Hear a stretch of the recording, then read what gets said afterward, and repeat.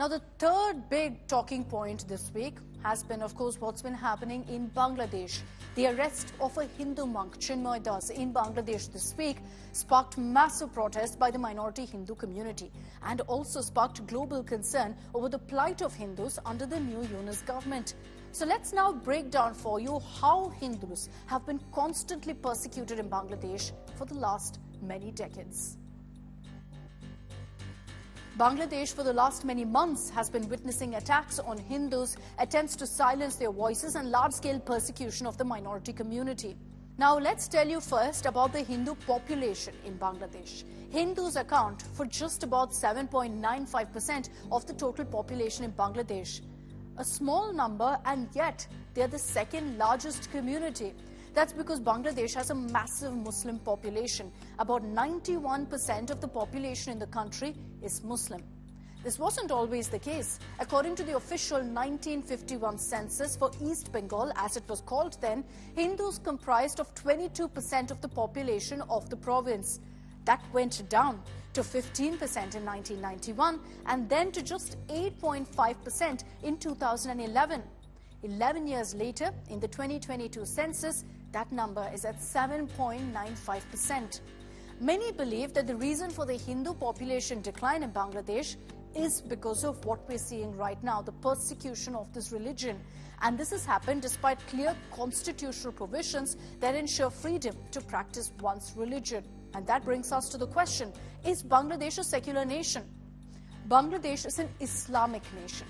Islam was made the state religion of Bangladesh only in 1988. It overturned the 1971 constitution, which had declared Bangladesh, much like India, as a secular state.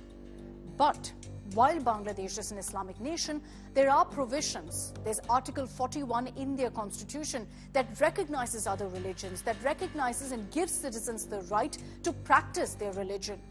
Far from reality, though, which brings us to the next question.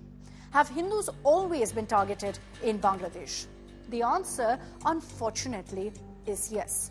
Some of the worst anti-Hindu agitations took place during the late 1980s and the 1990s. For example, in November 1990, during the Babri movement in Ayodhya, ripples were felt in Bangladesh as well, as mobs set fire to Hindu temples in Chittagong and Dhaka, the same districts that are seeing the maximum attacks against Hindus even today.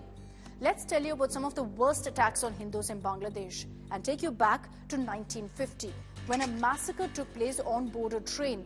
Referred to as the Anderson Bridge Massacre, attackers boarded a train from both ends along the bridge, singled out and killed most of the Hindus on board the train. The compartments were locked, the train was stopped, and Hindus' throats were slit, their bodies thrown into the river. 21 years later, in 1971, another massacre of Hindus took place in Dhaka, as Hindus living around the Ramna Kali temple were killed during the Indo-Pakistan War. Nearly 250 Hindus were killed and the temple set on fire in this horrifying incident.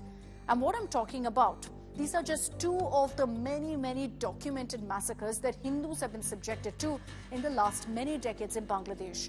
And shockingly, even in the 21st century, this is continuing. So why is it happening now? Why are Hindus being targeted now? On August 5th, the then Prime Minister of Bangladesh, Sheikh Hasina, fled from her country despite being in power for 15 years. It was a result of her facing protests over a proposed quota system by her government.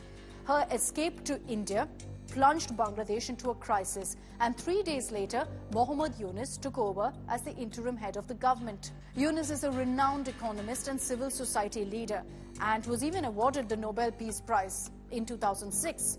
The irony of it all, considering it's now under Yunus that Hindus are being persecuted in this manner. Hindus in Bangladesh are largely considered to be supporters of Sheikh Hasina's secular Awami League party, which is why the change of regime has translated to an unbridled reign of terror for Hindus. Let's tell you about the reactions that have come in, particularly how has India reacted to the violence. The Indian government has repeatedly called upon the Yunus government to crack down on the extremists who are targeting Hindus in Bangladesh. Most recently, over the arrest of an ISKCON monk. The Indian government issued this statement. I'm reading their statement now. we've noted with deep concern the arrest and denial of bail to Sri Chinmoy Krishnadas. This incident follows multiple attacks on Hindus and other minorities by extremist elements in Bangladesh. It's unfortunate that while the perpetrators of these incidents remain at large, charges should be pressed against a religious leader presenting legitimate demands through peaceful gatherings. We urge Bangladesh authorities to ensure the safety and security of Hindus and all minorities. So like India has spoken out, have other countries too? Has there been global concern? There have been very few statements, unfortunately, expressing concern over what's happening in Bangladesh.